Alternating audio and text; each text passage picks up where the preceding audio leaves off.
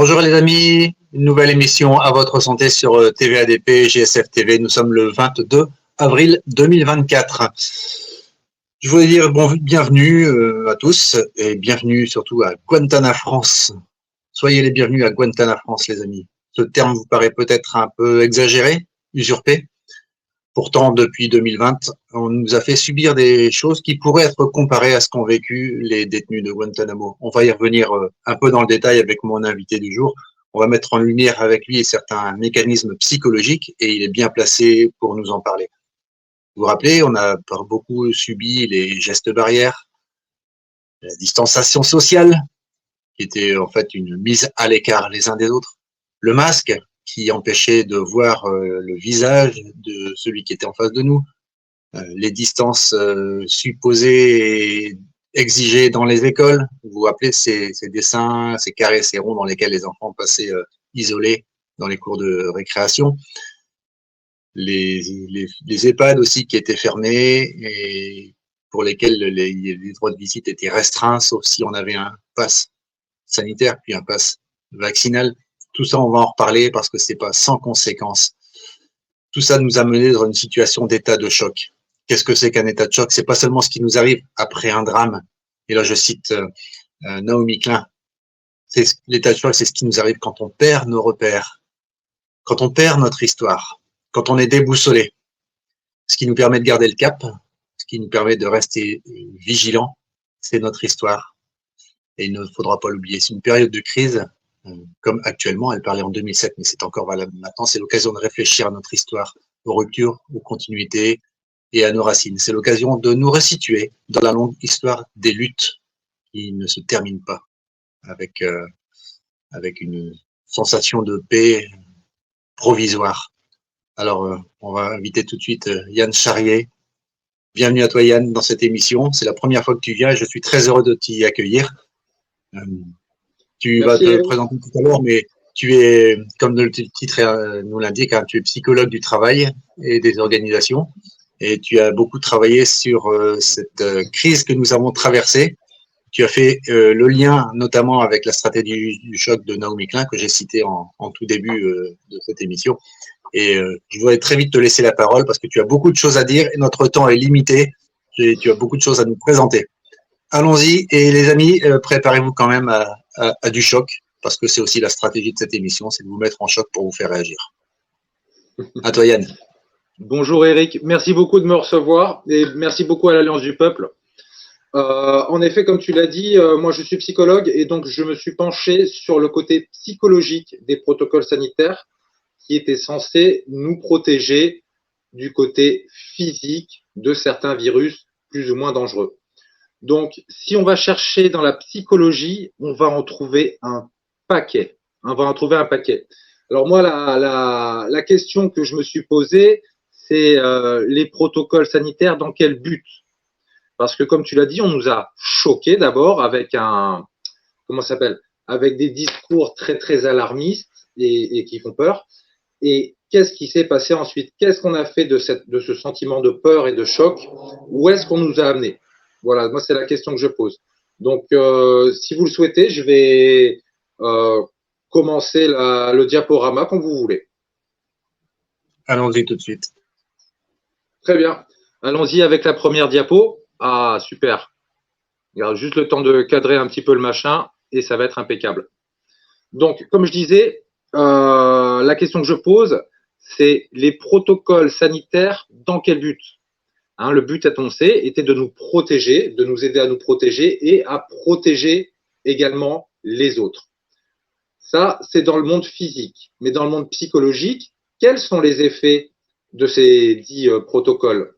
Alors, si tu veux bien passer à la slide 2 et peut-être la recadrer un petit peu, parce que là, on ne voit pas bien ce qui est marqué dessus. Donc, je suis parti d'un constat. Je suis allé chercher les psychologues cliniciens qui ont travaillé sur le sujet et donc étudié leurs rapports pour comprendre quels sont les symptômes. Qu'est-ce que ça nous fait? Un symptôme, c'est la conséquence sur notre psychisme d'une action.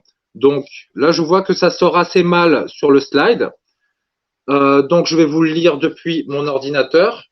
Donc, d'abord, les symptômes de la dépression. Il faut savoir que les dépressions, dans les protocoles sanitaires, touchent environ 60% des enfants. Ça veut dire que ton enfant, quand tu l'envoies à l'école, tu as 6 chances sur 10 de le trouver amoché le soir quand il rentre.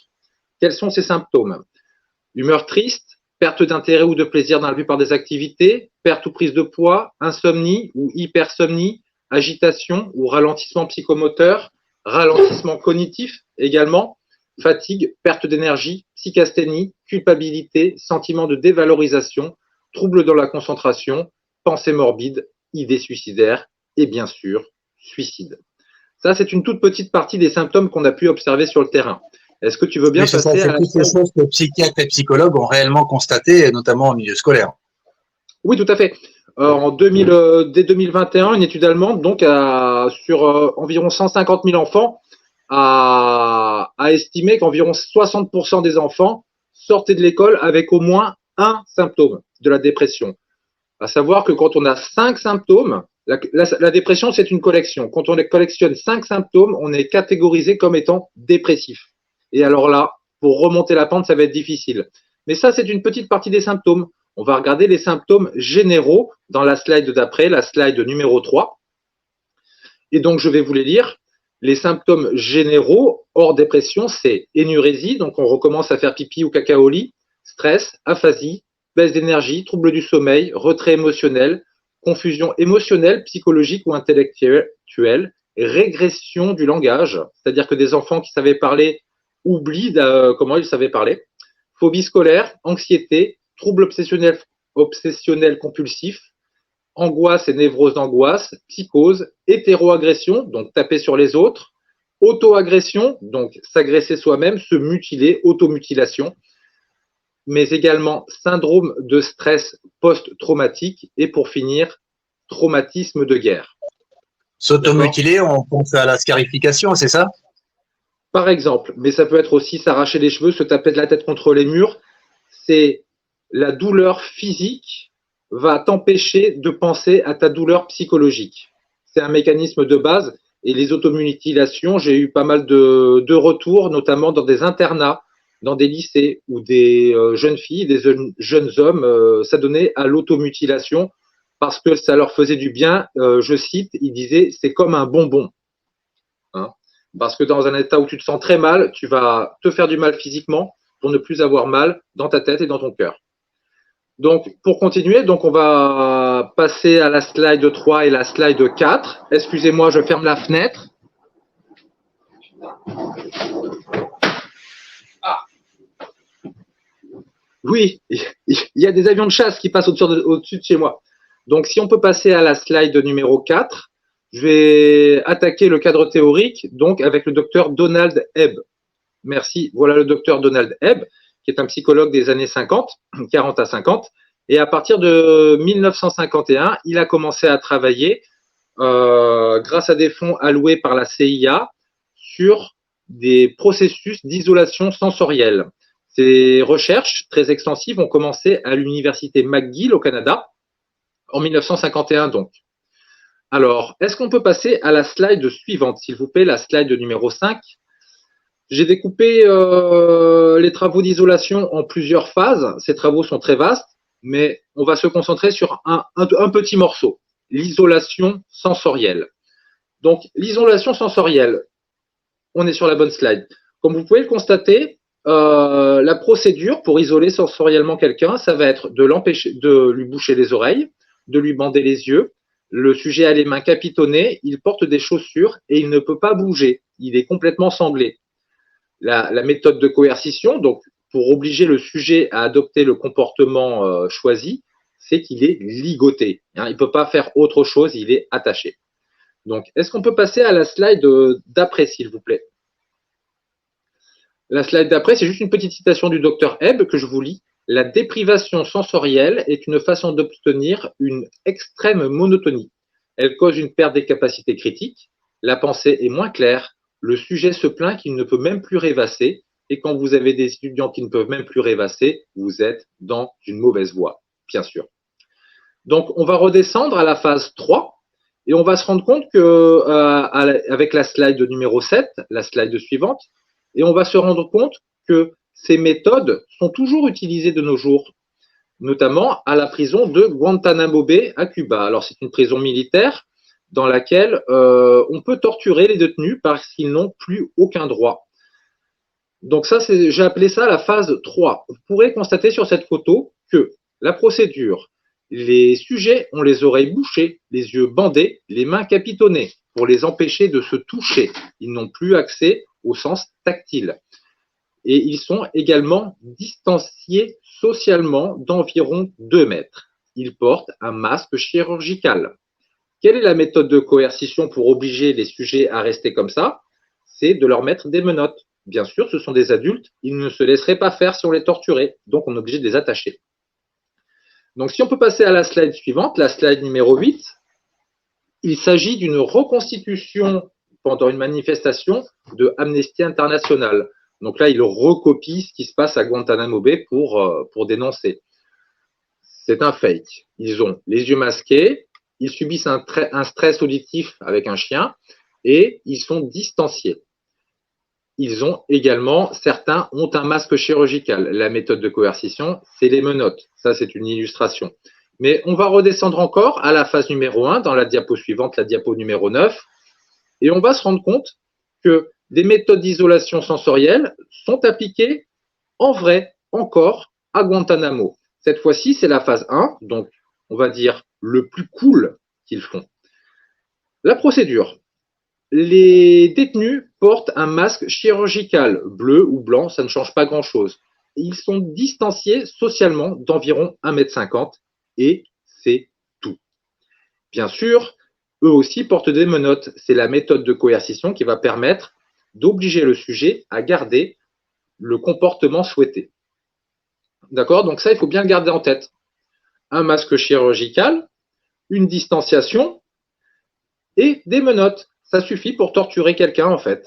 Et oui. Alors, on devine aussi que la position n'est pas très confortable. Ils sont assis, les jambes devant eux, sans moyen de bouger autrement. Ça crée en plus un inconfort physique, non? Oui, tout à fait. Alors, ça, c'est un petit rajout en plus. Si tu regardes dans la phase 3, tu verras que les prisonniers sont assis sur leurs pieds croisés. Ce sont des positions qui sont inconfortables, voire douloureuses. Et comme c'est expliqué dans le QBARC, manuel de torture à l'usage des forces armées américaines, il faut toujours mettre un petit peu de douleur physique dans la torture psychologique. Et de la même façon, il faut toujours mettre un peu de psychologique dans la torture physique. Si je ne fais que te taper sur la gueule, je ne vais pas obtenir grand-chose de toi. Mais si je te tape sur la gueule et qu'en même temps je te fais peur en menaçant ta famille, alors là, ça va marcher beaucoup mieux. Et bien là, c'est le même principe. Il y a toujours un petit peu de douleur dans la torture psychologique, c'est un principe qu'ils ont. Donc, on va passer à la slide suivante, la slide numéro 10, et c'est là qu'il faut rester assis. Là, on prend une photo d'une école en France en 1921. On voit que les sujets ici sont des enfants. La procédure, quelle est-elle? 2021. La procédure, c'est un masque chirurgical posé sur le visage des enfants, une distanciation sociale d'1,50 m et, bien sûr, pas de menottes, parce qu'on est dans une école en France. On a même l'impression que c'était déjà fait en 2020, non? Oui, ça avait commencé avant, mais cette photo date de 2021. Bon, c'est comme ça. Après, je n'ai plus la date exacte où on a commencé à masquer les enfants. Toutefois, moi, je peux dire que c'est ça qui m'a fait réagir et qui m'a fait comprendre, en fait, d'où ça venait quand je suis allé chercher un peu plus loin. Et donc, comme il n'y a pas de menottes, on se dit que c'est pas de la torture. Mais c'est faux, parce que les menottes, elles y sont. Ce ne sont pas des menottes physiques, ce sont des menottes psychologiques. D'accord? Il s'agit de la culpabilité d'être la cause des décès des êtres chers, notamment sa grand-mère, mais également des punitions, des menaces et de l'exclusion du groupe. Ça, ce sont des leviers très forts. Bien sûr, à l'école, on peut faire tout ce qu'on veut à des enfants grâce au règlement, aux menaces et aux punitions. Donc, on comprend là que les méthodes sont les mêmes. C'est juste qu'il n'y a pas de menottes physiques. Est-ce qu'on peut passer à la slide suivante, s'il te plaît? C'est juste une petite citation du docteur Ebb qui dit « Je n'avais aucune idée quand je suggérais cela, quelle arme vicieuse, quelle arme potentiellement vicieuse cela pouvait être, dit-il en parlant de l'isolation sensorielle. » Et oui, c'est particulièrement vicieux, car si tu ne connais pas ces méthodes et que tu te les appliques à toi-même, tu vas souffrir énormément psychologiquement et tu ne vas pas forcément comprendre quel est le problème. Tu vas souffrir de symptômes tels que dépression ou traumatisme de guerre, mais tu ne comprendras pas nécessairement l'origine véritable. C'est une méthode de manipulation psychologique. Quand on ne comprend pas la méthode de manipulation, on risque fort de tomber dans le piège.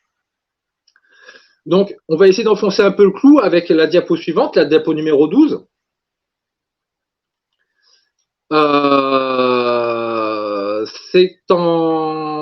L'image de gauche, c'est un éléphant gris que j'ai adopté en 2001, mais comme je trouvais ça un peu gris, un peu terne dans mon jardin, en 2021, je l'ai repeint en rose. La question, c'est est-ce que c'est toujours un éléphant? Donc, slide suivante, slide numéro 13, s'il te plaît. Donc, à gauche, j'avais un éléphant gris en 2001, mais en 2021, je trouvais ça moche. Alors, je l'ai repeint en rose. La question, est-ce que c'est toujours un éléphant? Moi, c'est la question que je pose. Donc, pour revenir à quelque chose de plus sérieux, on va essayer de définir ce que sont les protocoles sanitaires dans la slide suivante, la slide numéro 14, en termes plus opérationnels. Alors, c'est une expérimentation psychosociale de masse, parce qu'on ne savait pas quels allaient être les résultats soi-disant, sur des enfants sans étude d'impact et sans accord des parents. Mais une expérimentation psychosociale de quoi? Eh bien, est-ce que tu veux bien mettre la slide suivante? Alors, si je peux me permettre, tu avais signalé que le docteur David Ebb avait constaté a posteriori les dégâts que cela causait sur le plan psychologique et physique chez les êtres humains. Et malgré ces décennies de recul sur ce type d'évolution psychologique, on a quand même laissé faire en passant des adultes aux enfants. C'est bien ça? C'est bien ça, et c'est même pire parce que c'est pire que ça, parce que le docteur Ebb n'avait peut-être pas évalué toutes les conséquences psychologiques sur ces sujets. Par contre, il y a des gens qui l'ont fait. Hein, depuis les années 50, tu te doutes qu'il y a beaucoup de personnes qui ont travaillé là-dessus. Il y a des gens dont c'est le travail de découvrir de nouvelles méthodes de torture et de coercition. C'est une réalité. Après, autrement dit, Yann, on peut considérer que les personnes qui ont pris toutes ces décisions, nos politiciens, savaient pertinemment ce qu'ils faisaient, ils connaissaient pertinemment les dégâts chez les adultes, et ils ont quand même accepté que l'on fasse ça chez les enfants. Donc c'est purement intentionnel. Alors, c'est pas exactement ce que je dis. Ce que je dis, c'est que des gens formés à ça, dont, enfin, moi je ne savais pas, maintenant je sais, on savait. Il y a des gens qui savaient, parce que c'est impossible que ça arrive par hasard. Après, est-ce que chaque politicien, chaque personne, chaque docteur de plateau télé savait ça? Ça, je ne peux pas l'affirmer, je n'en sais rien. Toutefois, est-ce que je suis le seul psychologue du monde assez intelligent pour comprendre ça? J'en doute. Je ne suis pas quelqu'un d'exceptionnel, hein. Je suis juste un psychologue de base, moi. Vous voyez, je ne suis pas docteur en psychologie, rien. Donc, de dire que, oups, excuse-moi, je ne savais pas, j'ai glissé sur une peau de banane en torturant ton enfant, je suis désolé, mais avec moi, ça ne passe pas. D'autant plus que les personnes qui ont opérationnalisé tout ça en France, ce sont des psychologues, notamment l'entreprise BVA Nudge Unit, qui est une entreprise de nudging, donc de manipulation psychologique à l'usage de la population. Mais ça, on va en reparler si tu veux dans 2 secondes. Ce que je voulais faire, c'est définir quand même l'objet d'étude, donc une expérimentation de méthodes de torture psychologique sur des enfants. Voilà ce que c'est dans la réalité. Après, la question de savoir si ça protège ou pas d'un virus grippal quel qu'il soit, ça, j'en sais rien. Ça, c'est pas mon travail. Donc, ça, c'est la définition de ce que sont les protocoles sanitaires. Maintenant, la question, c'est comment est-ce qu'on va faire pour que la population s'auto-inflige des méthodes de torture psychologique, voire même des parents vont forcer des enfants à se torturer eux-mêmes. Donc, la slide suivante, slide 16, ce sont les stratégies d'implémentation et d'opérationnalisation. Mais on peut passer directement à la slide d'après, la slide 17. on va parler de choc. Donc, c'est la stratégie du choc, telle que décrit par Naomi Klein, qui se déroule en 2 phases. Phase 1, un choc psychologique important. Donc, ça, on l'a tous subi à la télé, avec notamment le discours d'entrée dans le Covid en France qui a été « Nous sommes en guerre », répété 6 fois dans le discours. Bien sûr, c'est de la stratégie du choc. Hein, quand tu fais ça, c'est pas innocent. D'ailleurs, la personne qui a écrit ce discours est un mentaliste. Je vous invite à retrouver qui c'est et à voir son CV. C'est assez gratiné. Hein, c'est pas quelqu'un c'est pas un poète. Hein, si on est dit 6 fois nous sommes en guerre, c'est bien sûr pour te choquer. Et une fois qu'on t'a choqué, phase 2, on va te reconditionner et te renormaliser pour que tu adoptes le comportement que je souhaite. Alors, avec quoi on va faire ça? Si tu viens passer à la slide suivante, s'il te plaît, la slide 18, on va envoyer un cheval de Troie. Donc, ce cheval de Troie, vous voyez qu'il est joli, il est bleu, c'est rassurant. La fonte des caractères n'y est pas pour rien, ce sont des graphistes qui ont fait ça. Alors, 1, se laver les mains, 2, éternuer dans son coude, 3, utiliser des Kleenex. Je pense que beaucoup de gens font ça déjà. Et on voit en 4 et 5, il est là le piège dans le cheval de Troie, ne pas se serrer la main, se donner de contact et mettre un masque. Et dernière image du cheval de Troie, pensez à ouvrir la fenêtre. Ça, je pense qu'on le fait tous. Donc, on voit que dans ces conseils qui ont l'air de bon sens et anodins, au milieu, il y a un piège. Et oui, c'est un cheval de Troie. Donc, une fois qu'on a lancé ce cheval de Troie, il va falloir que l'on modifie le comportement des citoyens et qu'on leur fasse rentrer ça dans le crâne et dans leurs habitudes surtout. Ce qu'on cherche à modifier, c'est pas ce que les citoyens ont dans la tête, c'est leur comportement. C'est de la psychologie comportementaliste. Okay, et un petit rappel aussi, c'est que le pictogramme du masque, il n'y a pas du tout de visage, on ne voit pas les yeux, il y a une dépersonnalisation complète de l'individu. Ah oui, tout à fait, c'est un processus extrêmement totalitaire, on nie la personne. Par exemple, comme dans le discours de Macron où il dit « il faut que nous soyons responsables tous ensemble ». C'est impossible. Tu es responsable tout seul toi-même, ou alors le groupe est responsable, mais tu peux être responsable tous ensemble. On nie la personne dans son individualité. Tu n'as plus de sourire, tu n'as plus de visage. Ça ouvre des portes vers la psychose. C'est assez grave. Et donc, comment on va faire pour faire adopter ça? On va utiliser ce qu'on appelle le conditionnement opérant. Est-ce que tu veux bien passer à la slide 19, s'il te plaît? Le conditionnement opérant, d'abord, dans la psychologie comportementale dans les années 50, on a travaillé avec des rats. Comment est-ce qu'on peut changer le comportement des rats? Eh bien, en leur donnant des récompenses, ce qu'on appelle le renforcement positif avec de la nourriture, mais également des renforcements dits négatifs, des punitions avec, par exemple, des chocs électriques. Crois-moi que le rat change vite ses habitudes. Il préfère manger des croquettes que prendre des chocs électriques. Avec les humains, ça marche pareil. Ça, c'est la phase d'après. D'abord, on a travaillé sur des rats, puis sur des humains. Alors, qu'est-ce qu'on peut donner à des humains? Bien sûr, de la nourriture. Par exemple, le maire de New York offrait un cheeseburger pour toute personne qui allait se faire piquer. Mais on peut leur donner également de l'argent ou du statut social, un avantage matériel ou alors un bénéfice secondaire. Et ça, c'est mon préféré, on en reparle juste après.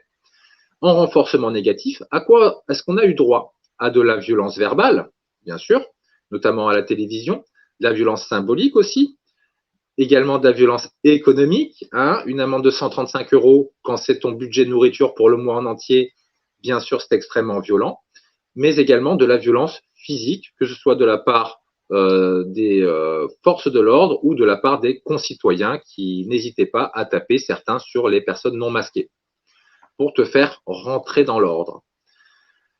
Alors, la question c'est qu'est-ce que c'est qu'un bénéfice secondaire? Parce qu'elle est là l'embrouille. Alors, si on peut passer à la slide suivante, un renforcement positif. Un bénéfice secondaire, c'est un renforcement positif. C'est-à-dire que je vais te féliciter d'avoir bien agi. Les encouragements, les félicitations et les remerciements pour le respect des protocoles sanitaires peuvent motiver les individus à continuer à adopter ces comportements. Bravo, ensemble, il faut tenir bon. Comme je disais tout à l'heure, un bénéfice primaire, c'est quelque chose de matériel. Un bénéfice secondaire, c'est quelque chose d'immatériel. Félicitations, remerciements, solidarité, être responsable. Mais également, nous aurons appris, nous serons plus forts. Voilà, tout ça, c'est du bénéfice secondaire. Et pour donner une petite illustration, je voudrais qu'on passe à la slide suivante, la slide 21, où on va voir des affiches qui étaient probablement dans le métro ou dans une gare. Il y a marqué « Soyons solidaires de ceux que le vaccin ne protège pas ». Si tu mets un masque, je te donne une récompense. Je dis que tu es quelqu'un de bien et quelqu'un de solidaire. Et pour appuyer, si on n'avait pas compris, sur le masque de la dame, en petit, il y a marqué « Je suis solidaire ». Voilà, on en fait des tonnes. Pourquoi est-ce qu'on en fait des tonnes? Pour te faire adopter ce comportement qui va à l'encontre de ta propre santé mentale et bien sûr physique. Parce que quand on en arrive au suicide, ta santé physique est compromise. Alors, il y a eu plein de façons de modifier le comportement des personnes, etc. Mais je voudrais vous en parler d'une, moi, qui me plaît beaucoup. Et surtout, je voudrais en parler de la prochaine avec toi, Eric. C'est ce qu'on appelle le locus of control. C'est la slide numéro 22. Alors, je n'ai pas pu m'empêcher de remarquer, Eric, que tu n'as pas ta blouse de chirurgien. Comment ça se fait? T'es chirurgien, pourquoi t'as pas ta blouse? Dieu merci, je ne suis pas que chirurgien. Ah ben, je sais pas, hein. Moi, les médecins de plateau télé que je vois à la télé, ils ont une blouse, pourtant, ils vont pas opérer quelqu'un sur le plateau de télé. Comment ça se fait? C'est parce que ça active ton locus of control. C'est une théorie en psychosocial des années 70. Il y a deux types de personnes dans ce champ théorique. Il y a les personnes qui sont dites internes, qui décident qu'ils sont maîtres de leur vie, de leur propre destin. Et d'un autre côté, les personnes qui sont plus externes, qui ont tendance à penser que c'est la chance ou le destin qui va mener leur vie, que c'est Dieu qui va les amener sur le chemin de leur vie, ou alors que ce sont les médecins qui vont décider de la suite de leur vie. On peut comprendre ici qu'en fait, au jour d'aujourd'hui, les médecins ont autant de paroles que Dieu. La voix du médecin est aussi puissante que celle de la voix de Dieu. Alors, c'est pour ça qu'ils mettent leur blouse pour montrer qu'ils sont médecins. Parce que si tu mets ta blouse, tu as beaucoup plus de crédibilité. Et si un médecin en blouse te dit « Donnez des antibiotiques à votre enfant, sinon il risque de mourir », et qu'à côté, un prêtre te dit « Allez dire vos prières et vous verrez demain, ça ira mieux », probablement qu'une personne de 2024 va choisir d'écouter son médecin et de prendre des antibiotiques. Pourquoi? Parce qu'il a plus de voix qu'un prêtre et que Dieu. Voilà. Petit aparté, dans l'expérience de Milgram, les acteurs qui jouaient les médecins donneurs d'ordre étaient également porteurs d'une blouse qui donnait autorité. Tout à fait. C'est une des choses que je reproche à cette expérience, c'est c'est une expérience sous la soumission qui est contaminée par un facteur externe, donc le facteur du locus of control, et qui va renforcer la soumission du sujet. Pour faire une expérience bien propre, il aurait fallu que les médecins n'aient pas leur blouse blanche et vérifier avec blouse et sans blouse. Mais bon, c'était les années 60. Hein, c'était avant qu'on découvre la théorie du locus of control. Et d'autre part, dans cette expérience de Milgram, les sujets ont probablement été soumis comme toi, comme moi, comme beaucoup de gens à l'école, et donc à apprendre à obéir pendant des années et des années. Donc, si tu apprends à un être humain à obéir pendant 20 ans, eh bien, probablement que quand tu vas lui demander d'obéir, il obéira. C'est quand la dernière fois qu'on t'a appris à désobéir à l'école? C'est pas souvent. Hein. Donc voilà, moi, on a fait le petit tour. Dans la diapo d'après, je crois que c'est les techniques de nudge. Voilà. Alors, ça, ce sont quelques techniques de nudging. Donc, le nudging, c'est une école de psychologie qui vient de la psychologie comportementale, donc qui vise à modifier le comportement. Le nudge a ceci de spécifique qu'il n'est pas détectable. Ce sont des méthodes qui sont très fines et qui vont te pousser à faire le bon choix, mais ne pas t'y contraindre. Par exemple, comme on a vu, les renforcements positifs. Ah, c'est bien, bravo, tu as mis ton masque, tu es solidaire. Mais également, tout un tas de méthodes. Il y en a des quantités pas possibles. Je ne vais pas m'attarder là-dessus, mais c'était juste pour vous montrer que on nous a vraiment, vraiment travaillé. Voilà, moi c'est la fin de ce petit exposé. Après, si tu as des questions ou des réactions, moi je suis bien sûr ravi d'y répondre. J'ai rajouté une petite page de ressources dans la slide d'après, éventuellement de la documentation que les auditeurs peuvent regarder, notamment le QBARC, manuel de torture pour les Américains, Barbara Stiegler de la démocratie en pandémie, etc., etc. Je vous laisserai regarder, c'est assez intéressant. Et pour finir, il y a la petite diapo pour présenter donc la page Telegram, dire que je travaille en collaboration avec l'association Parents en colère, qui est une association de parents concernés visant à protéger leurs enfants de nombreuses formes d'abus qui ont lieu depuis ces dernières années. Et je les remercie vivement de me soutenir. Voilà, j'ai fini pour la petite présentation. Merci beaucoup Yann, oui, c'était très succinct et très complet. On voit à quel point nous avons été manipulés durant cette période de Covid, que 2020 a été une année vraiment charnière dans notre démocratie, où on a été confronté à des choses qu'on ne voulait pas vivre et qui ont complètement divisé la société. Ce qui était assez curieux, c'est de voir que nous avons été complètement différents à réagir à ce qui nous arrive. Il y a des personnes pour lesquelles on aurait pu se dire, c'est tout, ceux-là, c'est des grandes gueules, c'est des mecs qui vont se lever, qui vont réagir, qui vont faire ce qu'il faut pour protéger leurs gosses, et qui finalement ont plongé dans tous ces nudges et qui ont accepté toutes les contraintes qui y étaient, simplement parce que ils avaient pris au pied de la lettre, nous sommes en guerre, et quand on est en guerre, on se met en ordre de bataille derrière le chef, qui décide pour tout le monde, et il faut tous tirer au même endroit. Moi, j'ai eu l'occasion de voir, notamment parmi les médecins et les soignants, des gens qui étaient des grandes gueules, pour lesquels j'étais persuadé qu'ils allaient réagir et suivre un avis contraire de ce qui se disait dans la doxa médiatique et politique, et puis qui finalement se sont retrouvés être les plus fidèles zélés du système.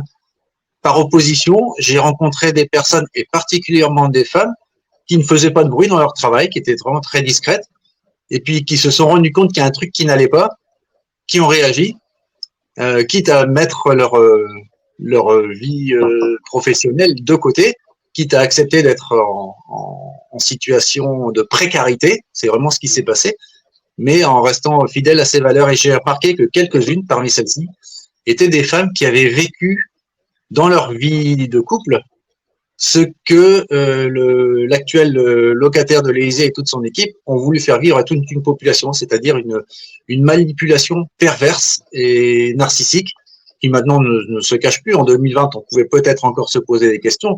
Nous sommes maintenant en 2024, les évidences sont là.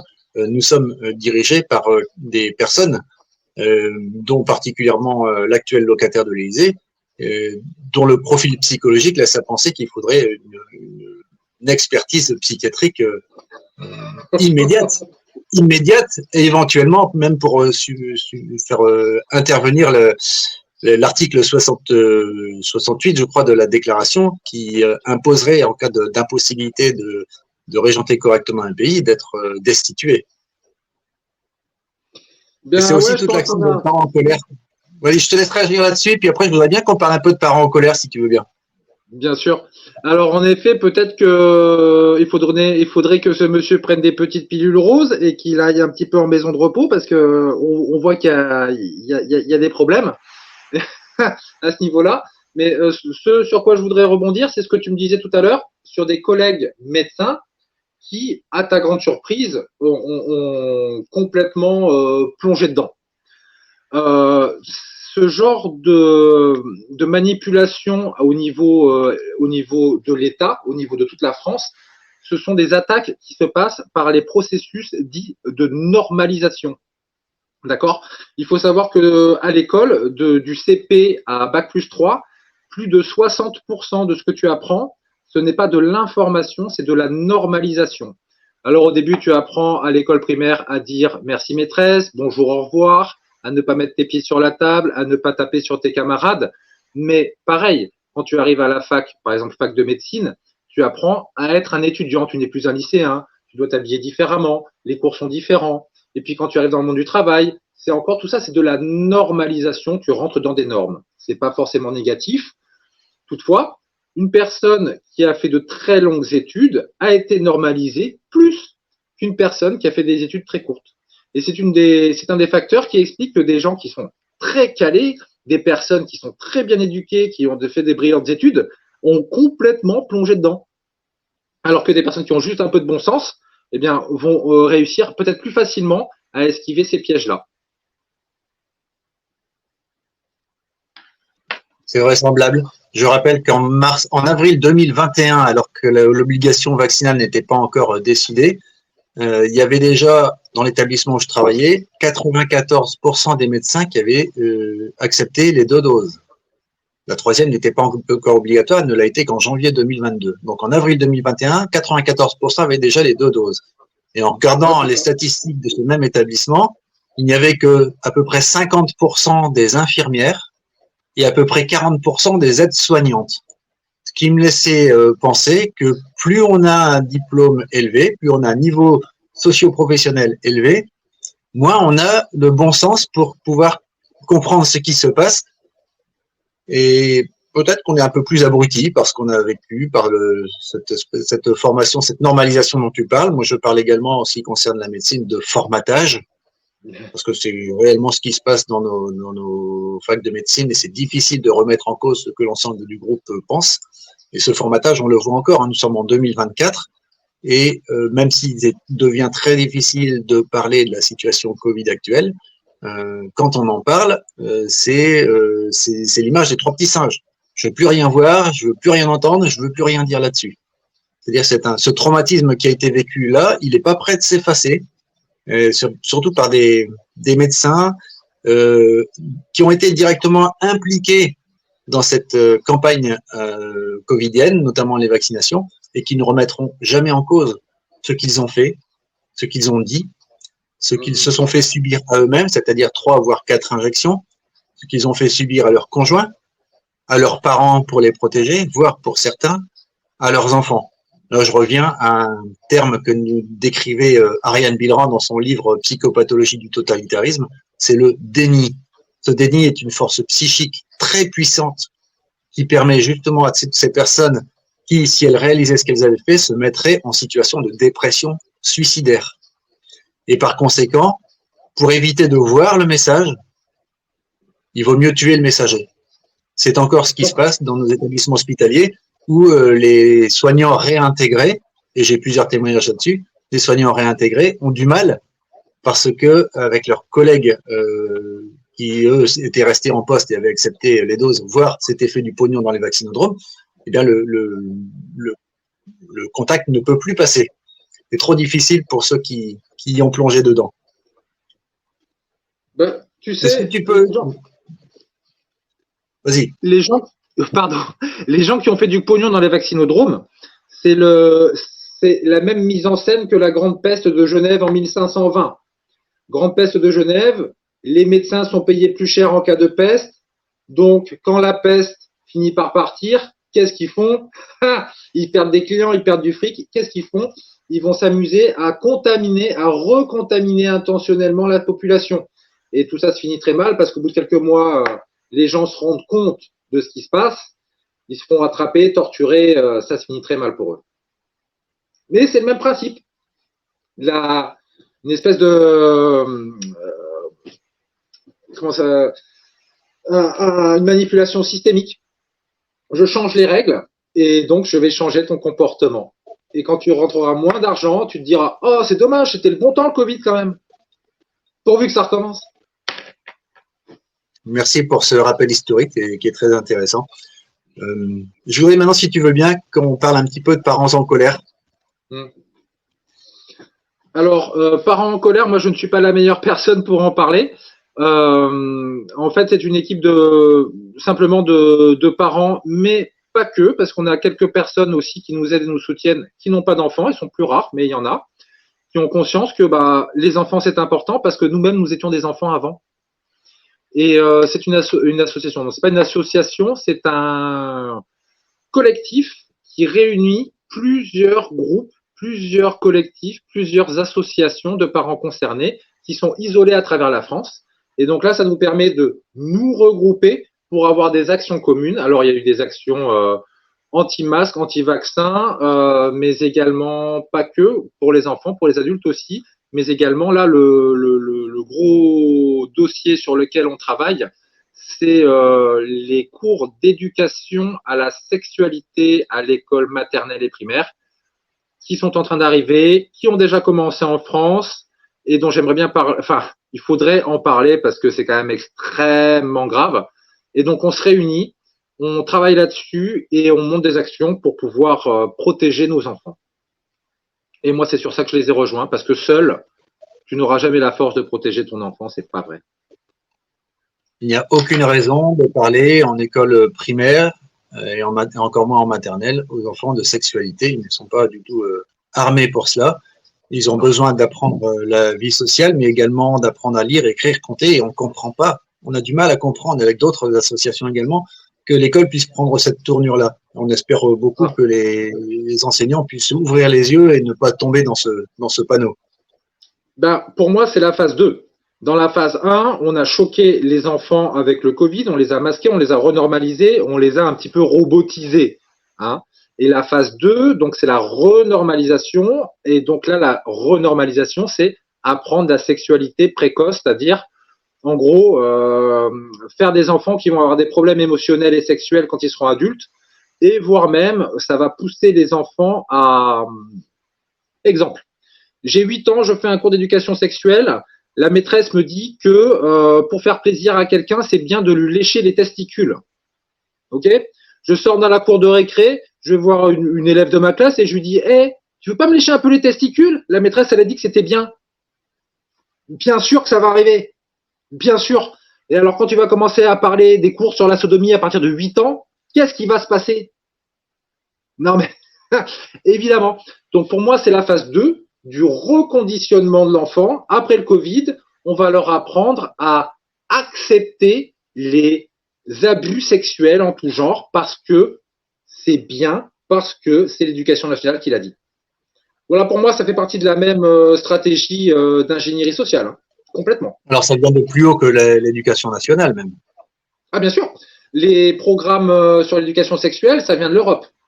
Ça vient de l'Europe et ça vient d'avant puisque ça a été créé à partir des travaux de Monsieur Kinsey qui était un pédocriminel, entre autres choses. Mais ça, Ariane Billeran en parle beaucoup mieux que moi. Moi, je suis un psychologue du travail. Je travaille au niveau des organisations, au niveau organisationnel. Eux, ils travaillent au niveau clinique, au niveau vraiment de qu'est-ce qui se passe dans la tête et dans le cœur de l'enfant. Moi, je travaille sur qu'est-ce qui va faire que tous ces enfants, par exemple, il va y avoir de plus en plus de violence à l'école ces dernières années. Je ne sais pas si tu as remarqué. Pourquoi ? Parce qu'on a, avec cette histoire de Covid, on a cassé les groupes d'enfants. On a empêché les groupes de se faire des câlins, jouer ensemble, être sympa. Donc, quand il n'y a plus d'amour dans le groupe, le groupe doit désigner un mouton noir sur lequel se passer les nerfs pour souder le groupe. Ça, tout ça, ce sont des réactions normales qui sont dues aux mesures qui ont été prises. Alors, tu nous as parlé de la phase 1, de la phase 2 pour les enfants dans les cours d'école avec la sexualité. Pour toi, quelle sera la phase 3 ?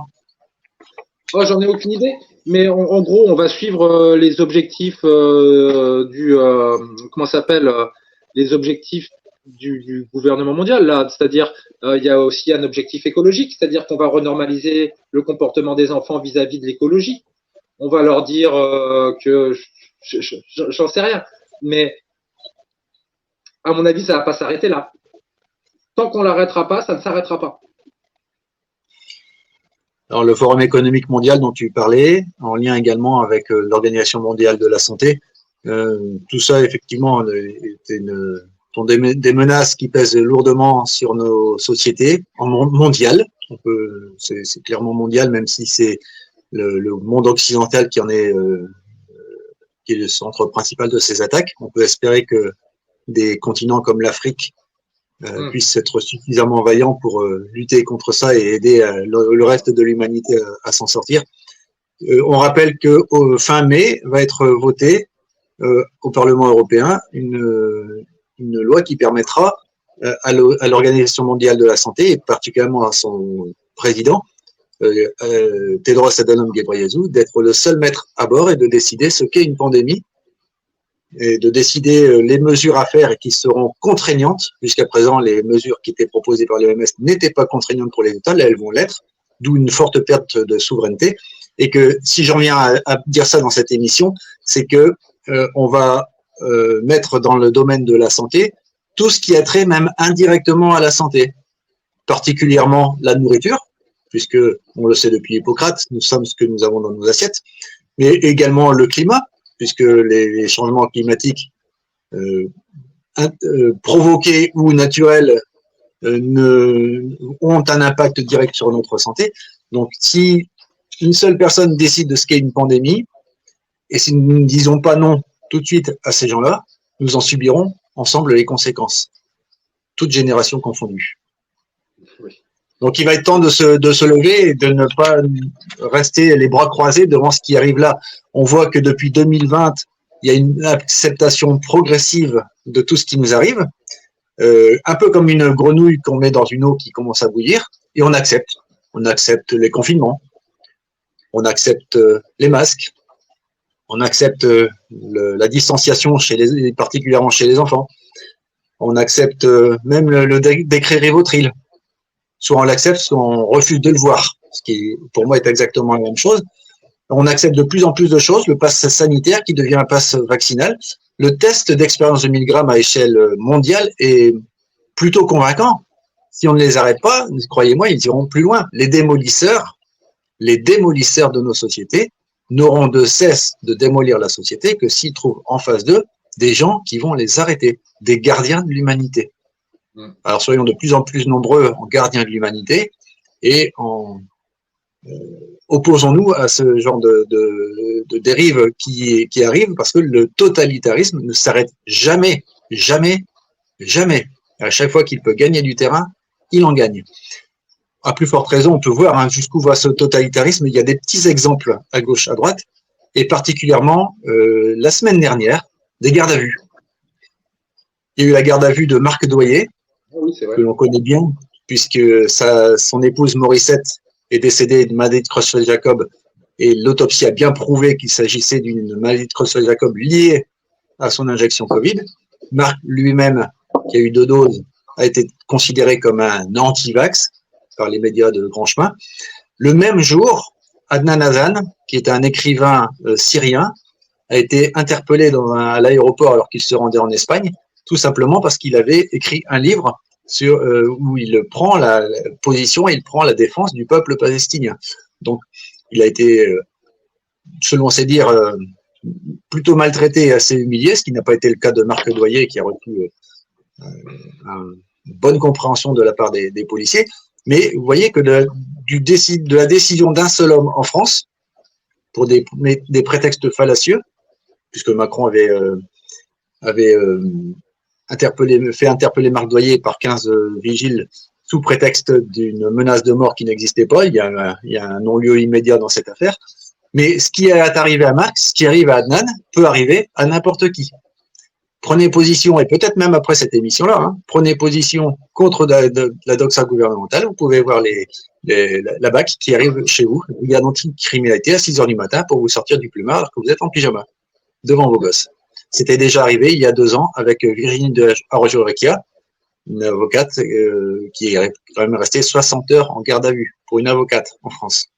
Donc, ne soyez pas surpris, les amis, ça peut vous arriver aussi. Alors, certains disent que c'est parce que le système actuel, la Macronie, a peur. Je pense qu'il y a un raidissement et une envie volontaire et très nette de vouloir aller plus loin. Donc, je pense que ça va encore s'amplifier, surtout après le vote à l'Assemblée sur les dérives sectaires, où on va pouvoir mettre tout et n'importe quoi pour pouvoir se permettre d'interpeller des opposants. Ben ouais, comme tu dis, il y en a beaucoup. Et c'est que quand on arrête tout ça, que ça s'arrête. Ça, ce qu'on a vécu là depuis 2020, pour moi, c'est ce que j'appellerais de la mise en place.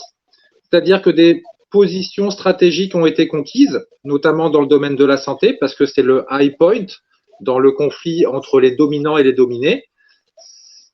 Et donc, des positions stratégiques ont été conquises et des coups vont être joués, sauf si on les en empêche.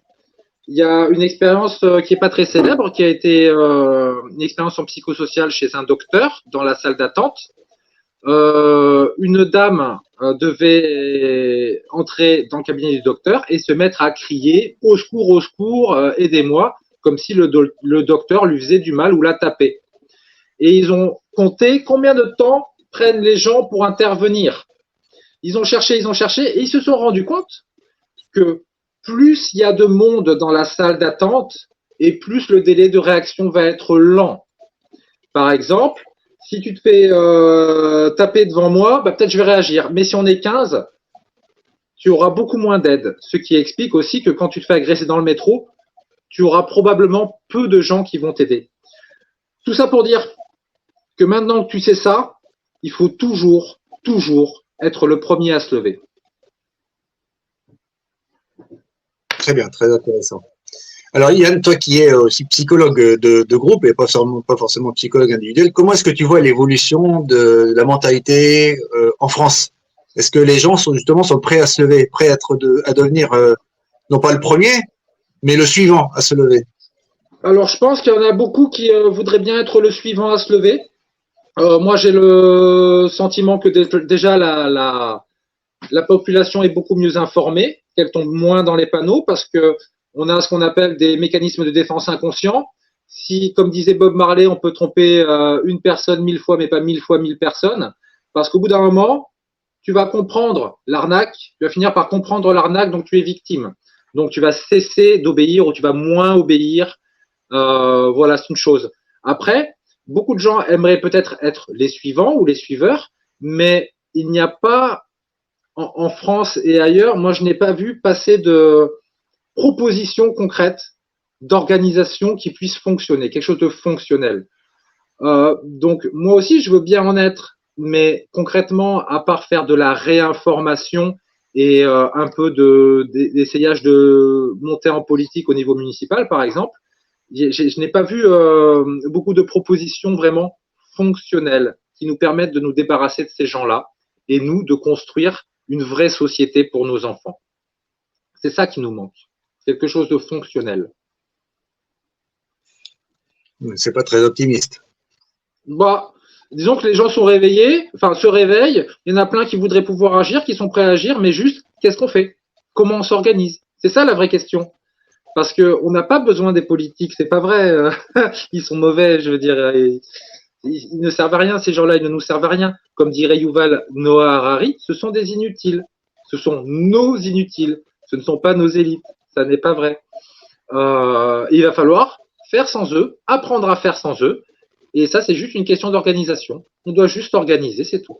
On doit apprendre à faire ça. À propos des hommes politiques, je tiens à rappeler que ça fait maintenant plus d'un an que la loi du 5 août, 2021 avait été votée. Ça fait presque 4 ans. Mais ça fait plus d'un an que cette loi qui était passée au Parlement français en avril 2023 décrété la suspension de cette loi. Elle n'est pas encore passée au Sénat, qui avait beaucoup sans doute d'autres choses à faire, mais qui considère que les soignants suspendus, eux, ne sont pas d'une priorité notable. Donc, tous ceux qui, pendant 606 jours, ont été privés de travail, de salaire, d'indemnité ou de quoi que ce soit, qui ont dû subvenir à leurs besoins de façon tout à fait déplorable, même s'ils se sont bien débrouillés. Nos députés et nos sénateurs n'ont pas l'air d'être très pressés de remettre les choses sur le tapis. Je tiens à saluer donc au passage tous ces soignants suspendus, tous ceux qui ont été empêchés d'exercer. Vous avez vraiment été des héros dans cette crise. Et je le dis toujours, j'ai la faiblesse de croire que s'il n'y a pas eu l'obligation vaccinale pour toute la population, y compris les enfants, simplement de la coercition, s'il n'y avait pas eu des soignants suspendus, je pense qu'on y serait tous passés. Alors j'ai un respect profond pour chacun d'entre eux. Courage, on finira bien par faire entendre raison à ces cinglés qui nous gouvernent. Je voudrais te laisser juste maintenant le mot de la fin, Yann, pour la suite, pour l'avenir. Est-ce que tu as un petit mot supplémentaire à donner à nos auditeurs? Oui. Ce qu'on a appris à l'école, qu'il fallait pas regarder sur son voisin parce que c'était tricher, c'était mal. il faut oublier ça. Maintenant, il faut qu'on apprenne à tricher et à regarder sur la copie de notre voisin, justement pour pouvoir travailler ensemble. On doit apprendre à s'auto-organiser ensemble. Peu importe que ce soit sous la forme d'un média ou d'un vote, au niveau local ou au niveau plus grand, une petite association, une grande association. Mais il faut que les citoyens apprennent à travailler ensemble, à s'auto-organiser. Tant que nous ne serons pas auto-organisés, c'est eux, nos ennemis sociologiques, qui vont nous organiser à nos dépens. Voilà, donc moi je suis assez confiant là-dessus. Il faut juste le faire. D'accord? Il y a déjà des outils qui sont en place, qui sont pas en place, mais qui existent et qu'il faut mettre en place. Par exemple, le référendum d'initiative citoyenne. Ça, c'est un outil de démocratie. Parce que nous ne vivons pas dans une démocratie, nous vivons dans une république. Et une république est un système anti-démocratique. Ça, on en a parlé dans d'autres conférences sur d'autres canaux. Et donc, moi, je vous invite à sortir de chez vous, à aller dire bonjour à votre voisin et à apprendre à s'organiser ensemble. Parfait, merci beaucoup et vive la subversion. Merci beaucoup. Merci les amis, à très bientôt. Je vous promets également la semaine prochaine du très grand sur TVADP, puisque nous allons accueillir, je ne vous en dis pas plus pour le moment, mais un voire deux médecins étrangers et on va parler du contenu de ces injections. Au plaisir, passez une excellente soirée et à très bientôt. Au revoir. Merci, au revoir.